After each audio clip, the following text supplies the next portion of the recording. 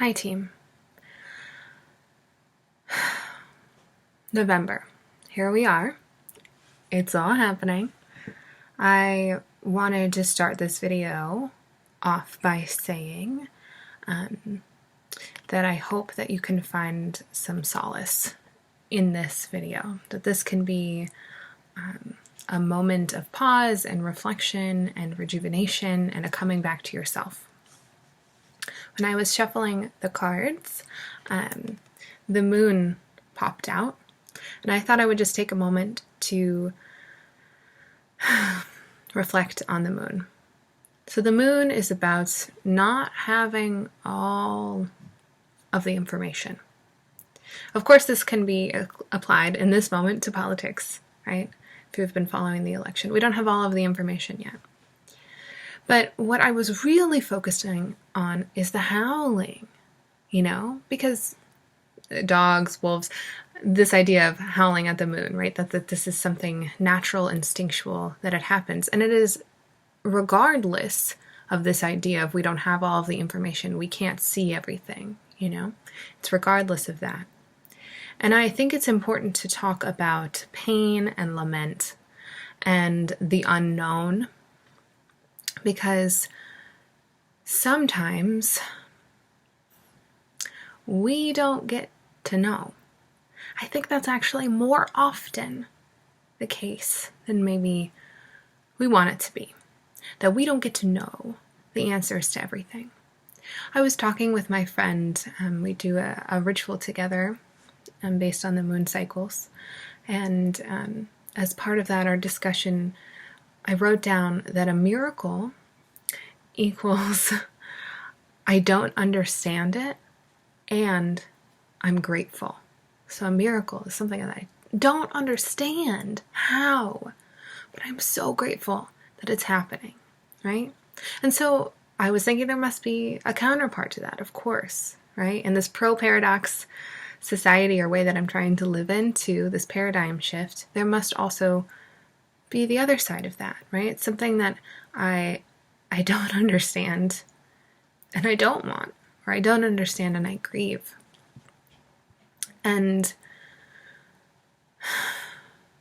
as I'm navigating a kind of personal grief right now, I don't understand. I don't have all of the information here.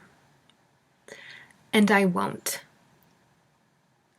And learning how to be okay or to continue on despite that is important. And so I'm thinking of the howling, right? This instinctual thing that these animals do in response to these conditions.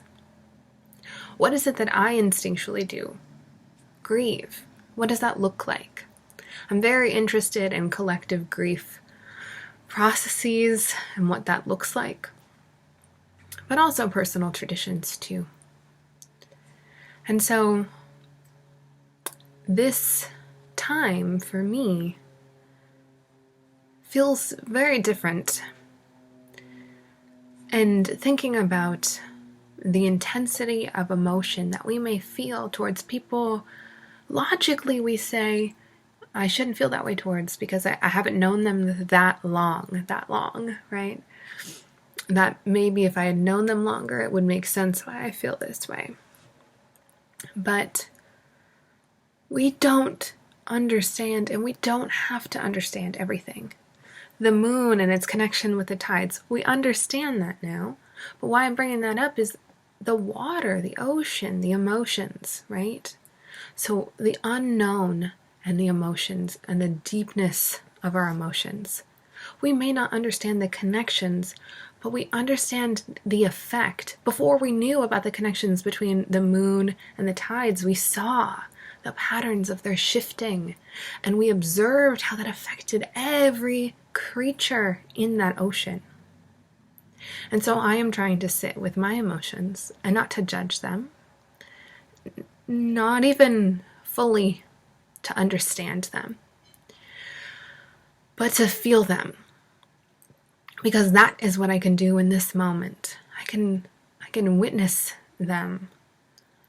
And I can follow the whim that I have to listen to the Golden Girls theme song really loudly, you know? And to cuddle with my stuffed animal. Those are things that I can do for me. And trusting that my body's instincts, that its desires are pulling me towards what is helping me in this process of moving through the unknown, of grieving. Thank you for being here with me today. I hope that you move through the rest of the day with grace and with ease, and that you are very kind to yourself because you deserve it. Talk to you later.